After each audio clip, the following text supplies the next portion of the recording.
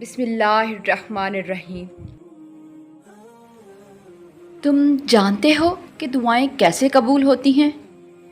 تم دعائیں بھی مانگ رہے ہو اور تمہیں اللہ پر یقین بھی ہے۔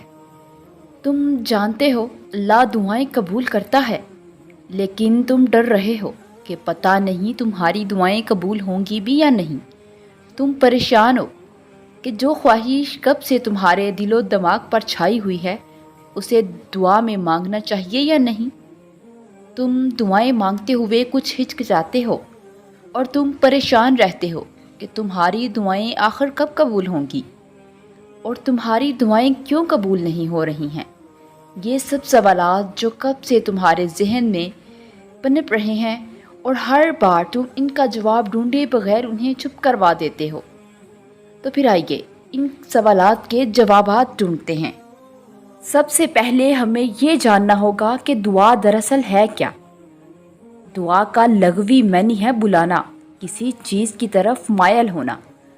اللہ سے دعا مانگنے کا مطلب ہے کہ اللہ کی طرف مائل ہونا، اللہ کو پکارنا۔ دعا کا لفظ دعویٰ سے نکلا ہے، جس کا ایک معنی یہ بھی ہے کہ دعوت دینا۔ جب ہم کسی کو دعوت دیتے ہیں، چاہے وہ دینی ہو یا دنیاوی، کوئی بھی، تو ہم اسے کسی مخصوص چیز کی طرف بلا رہے ہوتے ہیں۔ دعوت کا ہمیشہ ایک مرکزی مقصد ہوتا ہے کہ جس چیز کی دعوت دی جا رہی ہو اس کی طرف دل مائل ہو جاتے ہیں، اس سے رغبت ہو جائے۔ یہی کام دعا کرتی ہے۔ دعا دعوت ہے اللہ کی طرف سے اللہ کی طرف۔ اور جب ہمیں کوئی دعوت مدعو کرتا ہے تو ہمارے دل میں اس کے لیے خود بخود رغبت پیدا ہونے لگتی ہے کہ اس نے اپنی خوشی یا اہم موقع پر ہمیں یاد رکھا، ہمیں اہم جانا۔ ہمیں ایک الگ سا فخر محسوس ہوتا ہے۔ اور پتہ ہے، جب ہم کوئی دعوت قبول کرتے ہیں تب ہماری نظر ریوارڈ پر ہوتی ہے۔ وہ ریوارڈ کوئی تقریب، کوئی آپ کی پسند کا کھانا، خوشی کا احساس یا دینی معاملات میں ہدایت بھی ہو سکتی ہے۔ قرض کے دعوت خالی ہاتھ نہیں چھوڑتی، یہ دعا کی صورت عطا کی جاتی ہے۔ لیکن پتہ ہے یہ سب خود بخود نہیں مل جاتا، ہمیں دعا قبول کر کے اس کی طرف جانا پڑتا ہے۔ اللہ کی دعوت بھی کچھ ایسی ہے۔ جب ہم اللہ سے دعا کرتے ہیں تو ہم اس کی دعوت قبول کرتے ہیں، اس کی طرف رجوع کرتے ہیں، تو ہمارا ریوارڈ ہمارا انتظار کر رہا ہوتا ہے کہ کب یہ بندہ آئے اور میں اسے سونپ دیا جاؤں۔ اللہ نے اپنی دعوت میں ہمارے لیے سب رکھا ہوتا ہے، وہ جو ہم نے کبھی سوچا بھی نہیں ہوتا، اور وہ جو ہماری خواہش ہوتی ہے، وہ بھی ہر چیز، خوشی، رزق، ہدایت، سب کچھ ہم نے صرف اس کی دعوت قبول کرنی ہے۔ اور جانتے ہو کہ وہ کیسے قبول کی جاتی ہے؟ حضرت محمد صلی اللہ علیہ وآلہ وسلم نے فرمایا کہ دعا عبادت ہے۔ اللہ فرماتا ہے کہ مجھ سے دعا کرو، میں تمہاری دعا قبول کروں گا۔ اور پتہ ہے جو چیز بھی ہمیں اللہ کی یاد دلائے اور اللہ کے قریب کر دے وہ عبادت بن جاتی ہے۔ اور دعا جو سراسر ہے ہی دعوت اللہ کی طرف رجوع۔ دعا خود ایک عبادت ہے۔ ایک حدیث میں حضور صلی اللہ علیہ وآلہ وسلم نے فرمایا کہ عبادت کا مغز ہے ہی دعا۔ رسول صلی اللہ علیہ وآلہ وسلم نے فرمایا کہ اللہ رب العزت فرماتا ہے کہ میں اپنے بندوں کے گمان کے مطابق ان سے معاملہ کرتا ہوں۔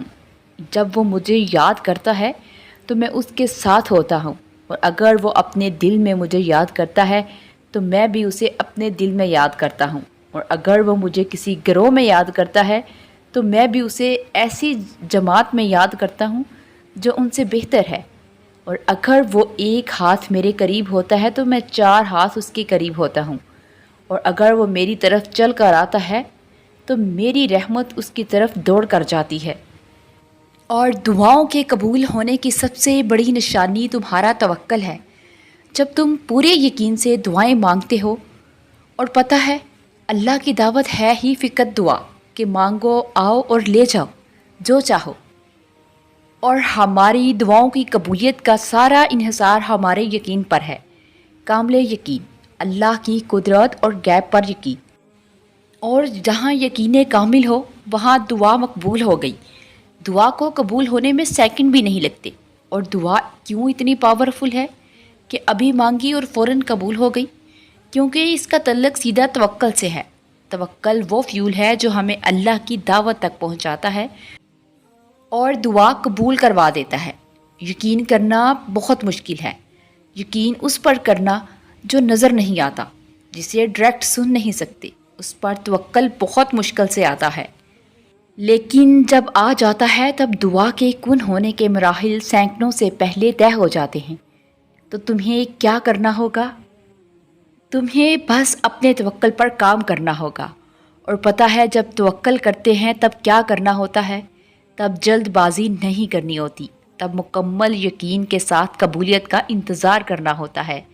رسول صلی اللہ علیہ وآلہ وسلم نے فرمایا، بندے کی دعا تب قبول ہوتی ہے جب تک وہ جلدی نہ کرے کہ کہنے لگے میں نے دعا کی تھی اور میری دعا قبول نہیں ہوئی۔